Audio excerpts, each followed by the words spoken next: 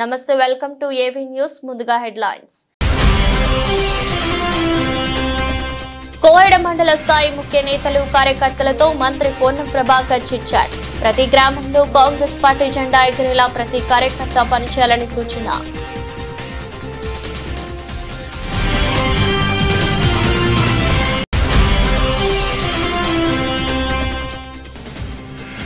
ఆంధ్రప్రదేశ్ ముఖ్యమంత్రి చంద్రబాబు అధ్యక్షతన కేబినెట్ భేటీ పలు కీలక నిర్ణయాలకు ఆమోదం తెలిపిన కేబినెట్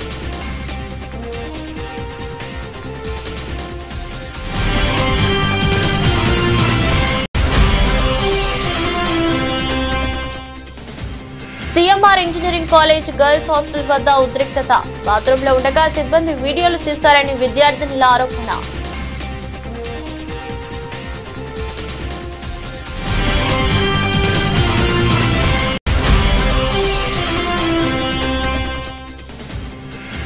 కెర్లంపూడి మండలం కృష్ణవరంలో తనిఖీలు చేస్తుండగా కానిస్టేబుళ్లపై నుంచి దూసుకెళ్లిన కారు తీవ్రంగా గాయపడ్డ ఇద్దరు కానిస్టేబుళ్లు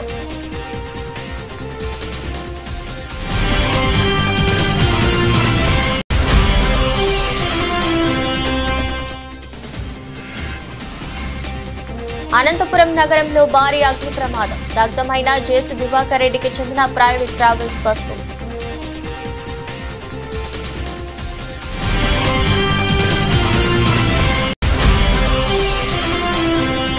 ఆసిఫాబాద్ జిల్లా కేంద్రంలో ప్రభుత్వ మెడికల్ కళాశాల ఎదుట ఎంబీబీఎస్ విద్యార్థుల ధర్నా మెడికల్ కళాశాలలో ప్రొఫెసర్లు అసిస్టెంట్ ప్రొఫెసర్లను నియమించి సరైన వసతులు కల్పించాలని డిమాండ్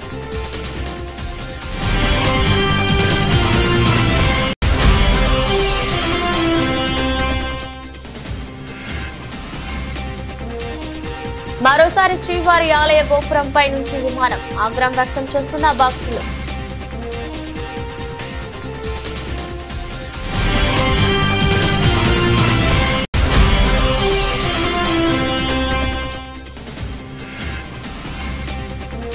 రేపటి నుంచి చివరి టెస్ట్ పేసర్ ఆకాశ్దీప్ అందుబాటులో ఉండడని ప్రకటించిన గౌతమ్ గంభీర్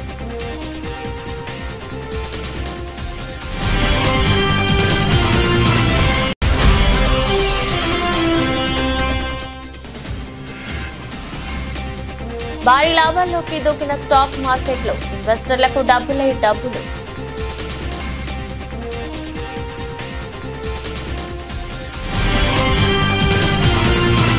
సిద్దిపేట జిల్లా హుస్నాబాద్ నియోజకవర్గం కోహెడ మండల కేంద్రంలోని లక్ష్మీ గార్డెన్స్ లో మండల స్థాయి ముఖ్య నేతలు కార్యకర్తలతో మంత్రి పొన్నం ప్రభాకర్ చిట్చాట్లో పాల్గొన్నారు. రానున్న స్థానిక సంస్థల ఎన్నికల్లో ప్రతి గ్రామంలో కాంగ్రెస్ పార్టీ జెండా ఎగిరేలా ప్రతి కార్యకర్త పనిచేయాలని సూచించారు. ప్రజాపాలన ప్రభుత్వం అమలు చేస్తున్న పథకాలు గ్రామాన ప్రజల్లోకి తీసుకెళ్లాలని తెలిపారు.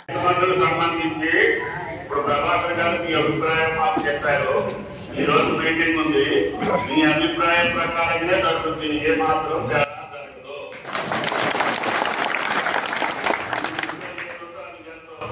భగవంతుడు ఈ ప్రభుత్వానికి అంత శక్తికి అంత రైతులకే వాడతాము.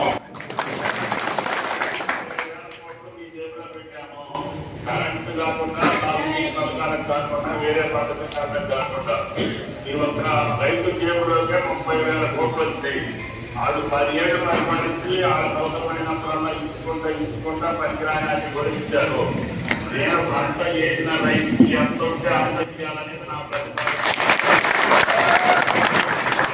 ముఖ్యమంత్రి గారు 10 క్యాబినెట్లు ఏం తీసుకున్నా సరే ఈ మనసులో ఉన్న దానికి మాత్రం ఏ పైసా కూడా తగ్గింది.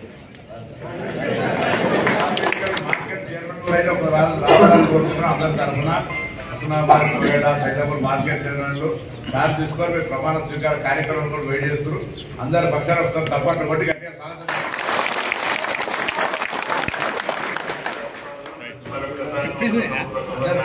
పామాయిల్ కూడా వేసుకోమని చెప్పండి. అన్నారు ఒక మాట చెప్పండి. పామాయిల్ భారీ పంటలతో ఆనందంగా సంతోషాలతో ఉండాలి. అన్న చెప్పినట్టుగా ఎక్కడ వీలైతే అక్కడ ఆయుష్మానికి ఒకే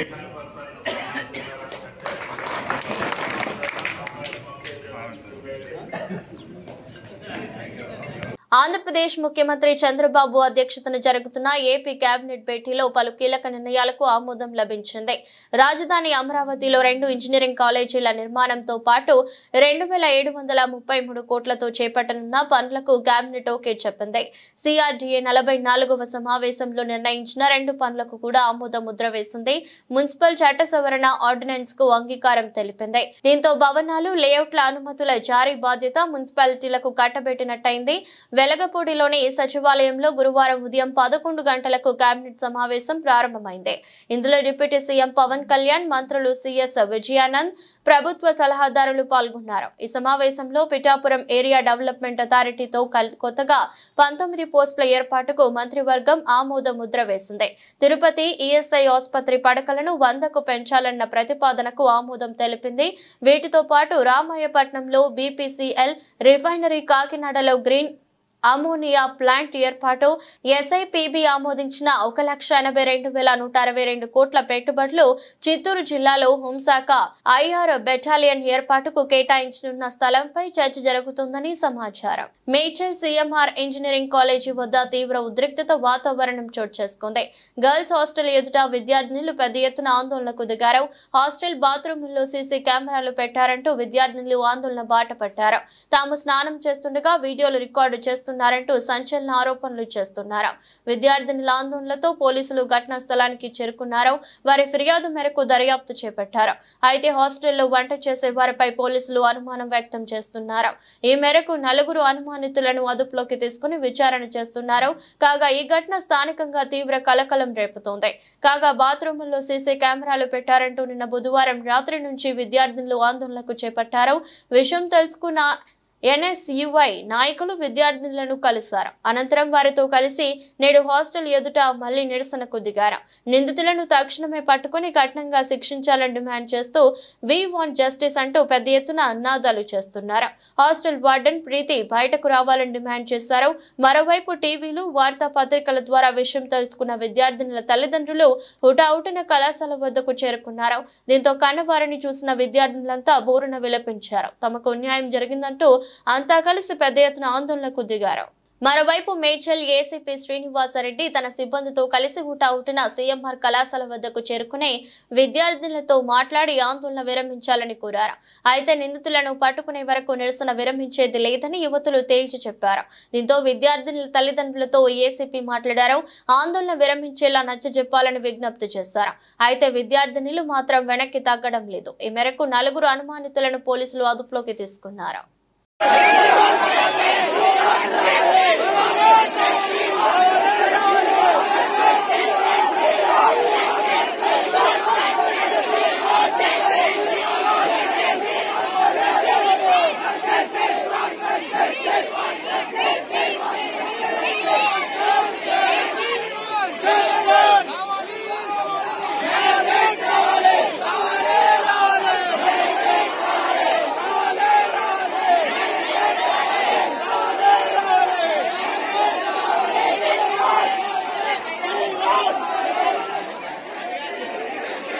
ఏపీలో 24 కోట్ల సీఎంఆర్ఎఫ్ నిధులు విడుదల చేస్తూ సీఎం చంద్రబాబు సంతకం చేశారు. ఈ నిధులు విడుదల వల్ల 1,600 మంది పేదలకు ఆర్థిక సాయం అందుతుంది. నూతన సంవత్సరంలో పేదలందరూ సుఖ సంతోషాలతో ఉండాలని సీఎం చంద్రబాబు నాయుడు సీఎంఆర్ఎఫ్ నిధులను విడుదల చేశారు. ఆసిఫాబాద్ లోని కళాశాలలో కనీస వసతులు కల్పించాలని డిమాండ్ చేస్తూ గురువారం మెడికల్ కళాశాల విద్యార్థులు ధర్నా చేపట్టారు. యూనిఫామ్ ని ధరించి కళాశాల ఎదుట బైఠాయించారు. కళాశాలలో మొదట సంవత్సరం విద్యార్థులకు బోధించేందుకు కనీసం అసిస్టెంట్ ప్రొఫెసర్లు కూడా లేని దుస్థితి నెలకొందని మెడికల్ విద్యార్థులు ఆరోపించారు. మొదటి సంవత్సరం విద్యార్థులకు సరైన హాస్టల్ వసతి కూడా లేదని, కనీసం తాగేందుకు మంచినీళ్లు కూడా హాస్టల్లో ఏర్పాటు చేయడం లేదని విద్యార్థులు ఆవేదన వ్యక్తం చేశారు. సమస్యలపై కళాశాల ప్రిన్సిపల్ అడిగేందుకు ప్రయత్నిస్తే విద్యార్థుల మధ్య విభేదాలు సృష్టించేందుకు ప్రయత్నాలు చేస్తున్నారని ఆరోపించారు. అక్టోబర్లో ప్రారంభం కావాల్సిన మెడికల్ కళాశాల తరగతులు డిసెంబర్లో ప్రారంభించి తమ 2 నెలల కాలం వృధా చేశారని విద్యార్థులు ఆగ్రహం వ్యక్తం చేశారు. ఇప్పటికైనా ప్రభుత్వం స్పందించి ఆసిఫాబాద్ లోని మెడికల్ కళాశాలలో సరిపడా ప్రొఫెసర్లను నియమించాలని, హాస్టల్లో విద్యార్థుల కోసం కనీస వసతులను కల్పించాలని డిమాండ్ చేశారు.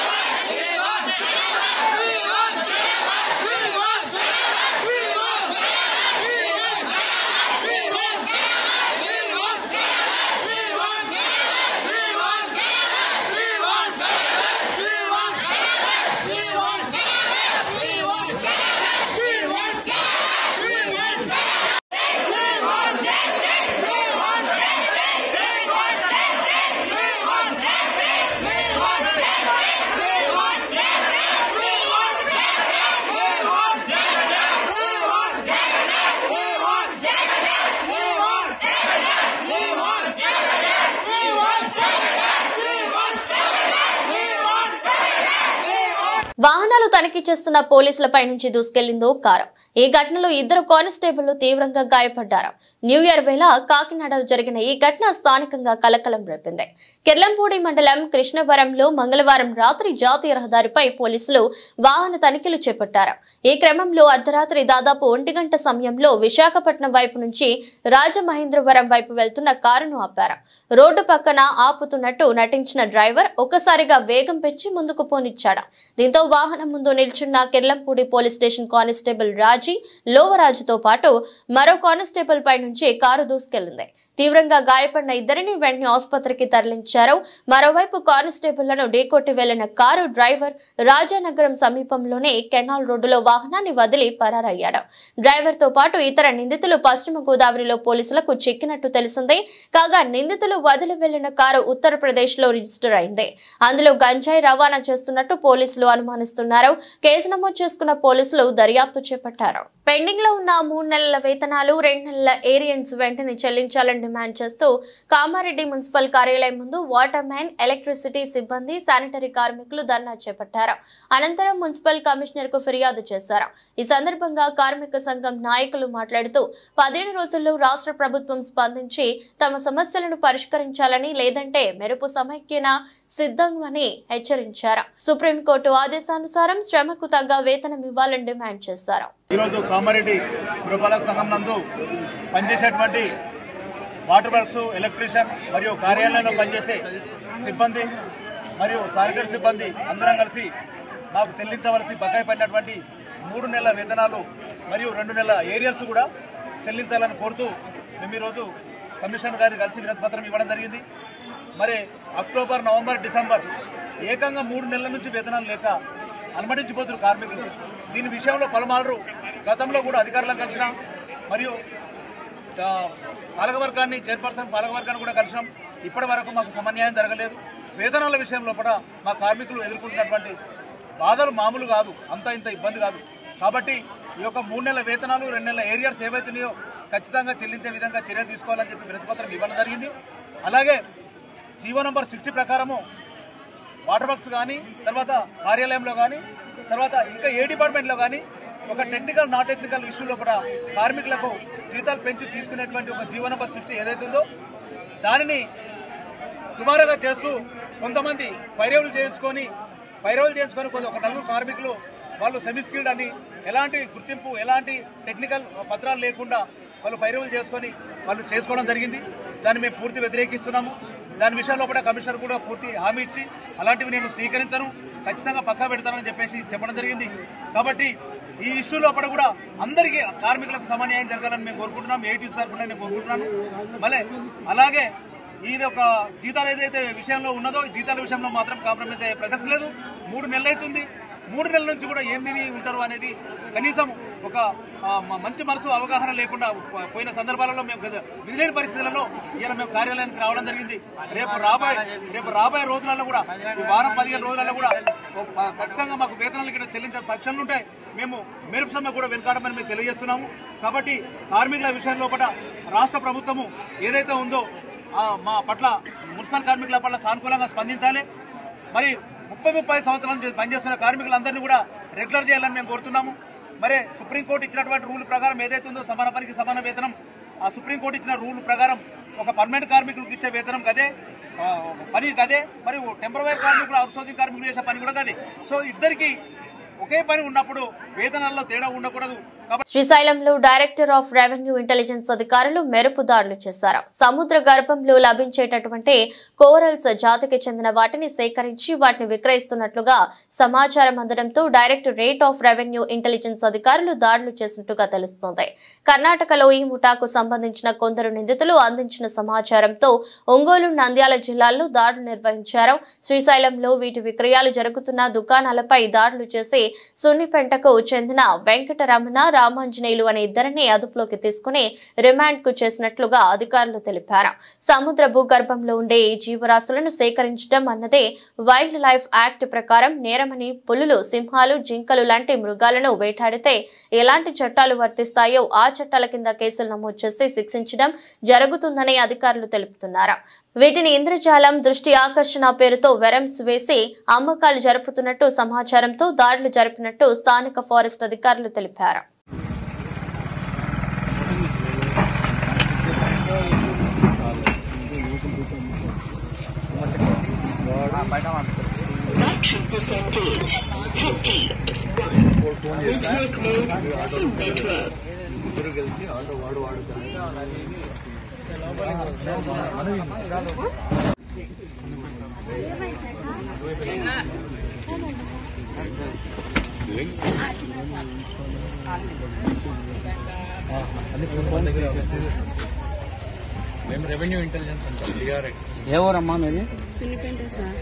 తిరుమలలో అగమ శాస్త్ర ఉల్లంఘనలు కొనసాగుతున్నాయి. శ్రీవారి ఆలయంపై నుంచి మరోసారి విమానం వెళ్లిన ఘటన చోటు చేసుకుంది. గురువారం ఉదయం శ్రీవారి ఆలయ గోపురంపై నుంచి విమానం వెళ్లింది. అయితే ఆనంద నిలయంపై ఎలాంటి సంచారం ఉండకూడదని గతంలోనే ఆగమ పండితులు తెలిపిన విషయం తెలిసిందే. అయితే ఇలాంటి ఘటనలు తరచూ చోటు చేసుకుంటూనే ఉన్నాయి. తిరుమలను నో ఫ్లై జోన్ గా ప్రకటించాలని ఇప్పటికే టీటీడీ కేంద్ర ప్రభుత్వానికి విజ్ఞప్తి చేసింది. అయినప్పటికీ ప్రభుత్వం పట్టించుకోకపోవడంతో శ్రీవారి ఆలయంపై నుంచి విమానాలు వెళ్తున్నాయి. ఈ ఏడాది జూన్ 7న శ్రీవారి ఆలయ సమీపంలో విమానం వెళ్లిన విషయం తెలిసిందే. ఉదయం 8:14 తిరుమల మీదుగా విమానం ప్రయాణించింది. ఇక ఫిబ్రవరిలో కూడా ఇలాంటి ఘటన చోటు చేసుకుంది. ఫిబ్రవరి 15న ఆలయం గోపురం పై నుంచి 2 జెట్ విమానాలు వెళ్లాయి. కాగా తిరుమలను నో ఫ్లయింగ్ జోన్ ప్రకటించాలన్న టీటీడీ విజ్ఞప్తిని కేంద్రం పట్టించుకోకపోవడంపై భక్తులు ఆగ్రహం వ్యక్తం చేస్తున్నారు. కేంద్ర పౌర విమానయాన శాఖ మంత్రిగా ఆంధ్రప్రదేశ్ కి చెందిన ఎంపీ ఉన్న నేపథ్యంలో ఇప్పటికే ప్రభుత్వం నిర్ణయం తీసుకోవాలని కోరుతున్నారు. అనంతపురం నగరంలో భారీ అగ్ని ప్రమాదం జరిగింది. ఈ ఘటనలో బస్సులు దగ్ధమయ్యాయి. అనంతపురం ఆర్టీసీ బస్టాండ్ సమీపంలో జేసీ దివాకర్ రెడ్డికి చెందిన ప్రైవేట్ ట్రావెల్స్ బస్సులు దగ్ధమయ్యాయి. బస్సులపై KV-11 వైర్ తెగి నిప్పు రవ్వలు పడడంతో మంటలు ఎగిసిపడ్డాయి. దట్టమైన పొగలు చుట్టుప్రక్కల వ్యాపించాయి. దీంతో భయాందోళనలకు గురైన స్థానికులు, పోలీసులు, అగ్నిమాపక సిబ్బందికి సమాచారం ఇచ్చారు. ఘటనా స్థలానికి చేరుకున్న అగ్నిమాపక సిబ్బంది మంటలను అదుపులోకి తీసుకువచ్చారు. ప్రమాదంలో 4 బస్సులు దగ్ధమయ్యాయి. ఈ ప్రమాదం గురువారం తెల్లవారుజామున జరిగింది. బస్సుల వద్ద ఎవరూ లేకపోవడంతో తప్పిన పెను ప్రమాదం. ఎలాంటి ప్రాణాపాయం లేకపోవడంతో అధికారులు ఊపిరి పీల్చుకున్నారు. పూర్తి వివరాలు తెలియాల్సిందే. పరిస్థితి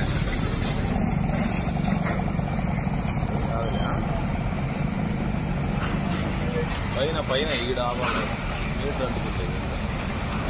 పోల్ లైట్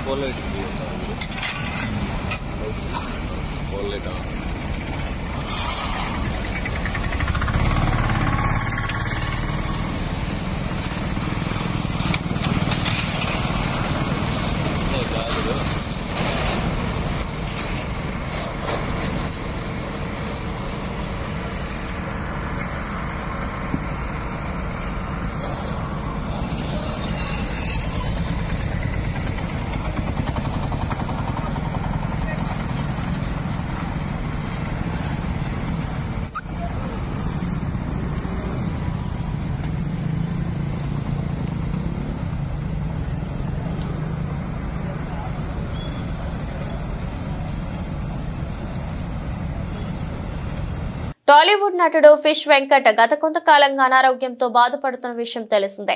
కిడ్నీ సంబంధిత వ్యాధితో బాధపడుతున్న ఆయనకు AP deputy CM Pawan Kalyan అండగా నిలిచారు.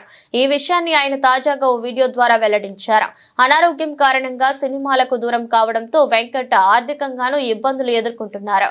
ఈ క్రమంలో చాలా మంది ప్రముఖ నటులు తెలుసు కనుక ఈ కష్టకాలంలో ఎవరినైనా సాయం కోరాలని కుటుంబ సభ్యులు సూచించినట్లు ఆయన పేర్కొన్నారు. దాంతో సాయం విషయమై తన భార్య సువర్ణ ఒత్తిడి మేరకు పవన్ ను కలిసినట్లు వెంకట్ చెప్పారు.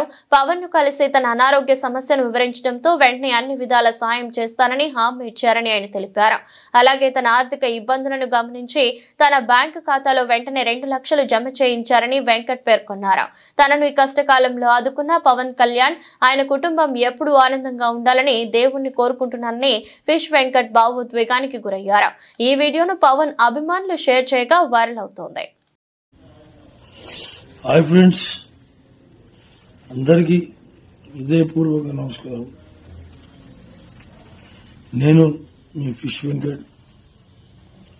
ఈరోజు నా పరిస్థితి బాగలేదు. నేను షుగర్ వచ్చి బీపీ పెరిగి బాగా క్రిటికల్గా ఉంది నా పరిస్థితి.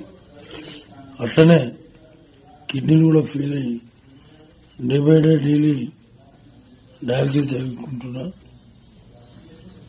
ఈ సందర్భంగా మా ఇంట్లో అంతా మంచి మంచి ఆర్టిస్టులు తెలుసు, పెద్ద పెద్ద హీరోలు తెలుసు, వెళ్ళి కలవచ్చు కదా అంటే నేను ఇప్పటివరకు ఈ హీరోల దగ్గర కూడా ఎప్పుడు కూడా పోయి కలవలేను. మామూలుగా షూటింగ్ ఉన్నప్పుడు మాత్రం కలవడం తప్ప మిగతా అప్పుడు మాత్రం కలవడం అనేది ఇంపాసిబుల్, కలవలేను. సో ఇప్పుడు వచ్చిన పరిస్థితి కలవాలి అని, కానీ ఎవరిని కలవాలన్నా మనసొప్పక కలవకపోవడం జరిగింది. ఇప్పుడు నా భార్య సువర్ణ వెళ్ళండి, వెళ్ళి పవన్ సార్ని కలవండి, పవన్ సార్ మీకు అనుకూలంగా ట్రీట్మెంట్ చేపిస్తారు, మీకు ప్రతి విషయంలో చేదోడు బాధోడుగా నిలుస్తారు, మీరు వెళ్ళండి, నా మాట వినండి అని ఒత్తిడి చేయడంతో అప్పుడు నాకు కూడా అనిపించింది కరెక్టే పవన్ సార్ని కలవాలి. బోర్డర్ గవాస్కర్ ట్రోఫీలో భాగంగా భారత్ ఆస్ట్రేలియా మధ్య రేపటి శుక్రవారం నుంచి చివరిదైన 5వ టెస్ట్ మ్యాచ్ ఆరంభం కానుంది. ఇప్పటి వరకు 4 మ్యాచ్లు పూర్తవగా ఆతిథ్య ఆసీస్ జట్టు 2-1తో ఆధిక్యంలో ఉంది. కనీసం చివరి మ్యాచ్లోనైనా భారత్ గెలిస్తే సిరీస్ సమమవుతుంది, లేదంటే మ్యాచ్ డ్రా అయినా రద్దు అయిన ఆస్ట్రేలియాకే సిరీస్ దక్కుతుంది. దీంతో టీమిండియా పకడ్బందీగా అత్యుత్తమ తుది జట్టుతో ఆడాల్సి ఉంది. ఈ నేపథ్యంలో team India coach Gautam Gambhir bad news చెప్పారు. సిడ్నీ వేదికగా జరగనున్న 5వ టెస్ట్ మ్యాచ్ కు పేసర్ ఆకాష్ దీప్ అందుబాటులో ఉండడని, వెన్నునొప్పితో బాధపడుతున్నాడని గంభీర్ ప్రకటించాడు. సిడ్నీ పిచ్ను ను పరిశీలించిన ఆయన అనంతరం తుది జట్టుని నిర్ణయిస్తామని చెప్పారు. ఈ మేరకు గురువారం జరిగిన ప్రీ మ్యాచ్ ప్రెస్ కాన్ఫరెన్స్ లో గౌతమ్ గంభీర్ మాట్లాడారు. ఈ పరిణామంతో మ్యాచ్ కు ముందు టీమిండియాకు ఎదురుదెబ్బ తగిలినట్టయింది. బ్రిస్బెయిన్, మెల్బోర్న్ టెస్టులలో ఆడిన ఆకాష్ దీప్ మొత్తం 5 వికెట్లు తీశాడు. అతడి బౌలింగ్ లో ఫీల్డర్లు పలు క్యాచ్లను జారీ విడిచారు, లేదంటే ఆకాష్ దీప్ ఖాతాలో మరిన్ని వికెట్లు చేరి ఉండేవి. ఆకాష్ దీప్ 2 టెస్టులలో కలిపి మొత్తం 87.5 ఓవర్లు బౌలింగ్ చేశాడు. సాధారణం కంటే ఎక్కువ ఓవర్లు వేయడంతో అతడికి వెన్ను పట్టు ఉండొచ్చు. కఠినంగా ఉండే ఆస్ట్రేలియా మైదానాల్లో ఆటగాళ్లు తరచుగా మోకాలు, చీలమండ, వెన్ను సమస్యలకు గురవుతుంటారు. కాగా ఆకాష్ దీప్ స్థానంలో హర్షిత్ రాణా లేదా ప్రసిద్ధ కృష్ణలో ఒకరికి చోటు దక్కవచ్చు. దేశీయ స్టాక్ మార్కెట్లు గురువారం స్వల్ప బలమైన మొదలై భారీ లాభాల దిశగా కొనసాగుతున్నాయి. ఈ క్రమంలో ఉదయం 11 గంటల సమయంలో సెన్సెక్స్ 639 పాయింట్లు పెరిగి 79,146 స్థాయిలో ఉండగా నిఫ్టీ కూడా 192 పాయింట్లు ఎగబాకి 23,935 వద్ద ట్రేడ్ అవుతుంది. మరోవైపు బ్యాంక్ నిఫ్టీ 200 పాయింట్లు పెరిగి 51,254 దగ్గర నడుస్తుంది. దీంతో పాటు నిఫ్టీ మిడ్ క్యాప్ 100 సూచీ 120 పెరిగి 57,571 పరిధిలో ట్రేడ్ అవుతుంది. ఈ నేపథ్యంలో మదుపర్లు కొన్ని క్షణాల వ్యవధిలోనే లక్షల కోట్ల రూపాయలను దక్కించుకున్నారు. ఇదే సమయంలో Bajaj Finance, Bajaj Finserv, Maruti Suzuki, M&M, Kotak Mahindra కంపెనీల స్టాక్స్ టాప్ 5 లాభాల్లో ఉండగా Britannia, Sun Pharma, BPCL, NTPC, Bharat Electrical సంస్థల స్టాక్స్ టాప్ 5 నష్టాల్లో ఉన్నాయి. ఆటో, NBFC షేర్ల పెరుగుదల నుంచి మార్కెట్ కు మద్దతు లభించింది. ప్రైవేట్ బ్యాంకుల షేర్లు కూడా మంచి లాభాలను నమోదు చేశాయి. అదే సమయంలో కన్స్యూమర్ డ్యూరబుల్స్ మాత్రమే రెడ్ లో ట్రేడ్ అవుతున్నాయి. Ashok Leyland, M&M, Maruti, Tata Motors వంటి షేర్లు లాభాల్లో ఉన్నాయి. Kotak Bank, Bajaj Finance, Tata Motors, Doctor Reddy's, Shriram Finance, Nifty bullish గా ఉన్నాయి. Wipro, Adani Enterprise, Bajaj Auto, Adani Ports, NTPCలలో క్షీణత కనిపించింది. వార్తలు ముగించే ముందు మరోసారి హెడ్లైన్స్. కోహెడ మండల స్థాయి ముఖ్య నేతలు, కార్యకర్తలతో మంత్రి పొన్నం ప్రభాకర్ చిట్చాట్. ప్రతి గ్రామంలో కాంగ్రెస్ పార్టీ జెండా ఎగిరేలా ప్రతి కార్యకర్త పనిచేయాలని సూచన.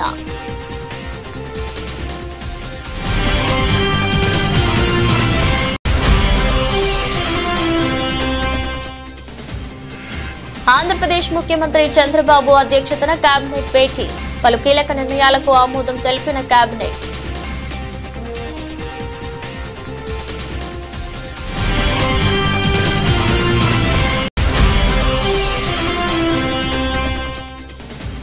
CMR engineering college girls hostel వద్ద ఉద్రిక్తత, బాత్రూంలో ఉండగా సిబ్బంది వీడియోలు తీశారని విద్యార్థినుల ఆరోపణ.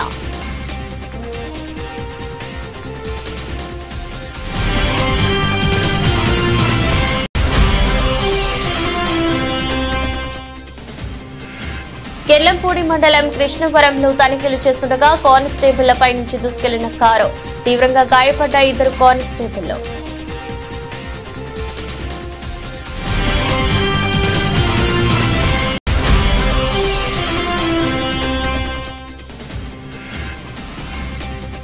అనంతపురం నగరంలో భారీ అగ్ని ప్రమాదం, దగ్ధమైన జేసీ దివాకర్ రెడ్డికి చెందిన ప్రైవేట్ ట్రావెల్స్ బస్సు.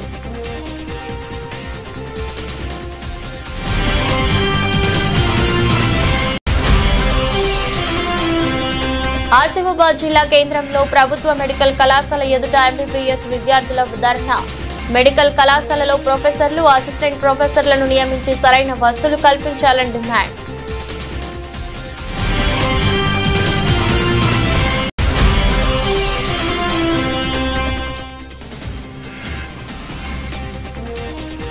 మరోసారి శ్రీవారి ఆలయ గోపురంపై నుంచి విమానం, ఆగ్రహం వ్యక్తం చేస్తున్న భక్తులు.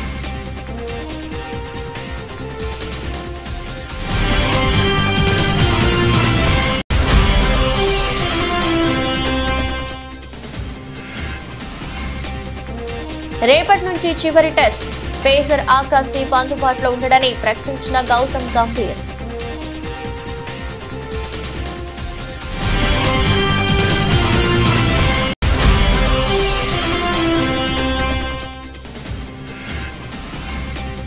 భారీ లాభాల్లోకి దూకిన స్టాక్ మార్కెట్లో ఇన్వెస్టర్లకు డబ్బులే డబ్బులు.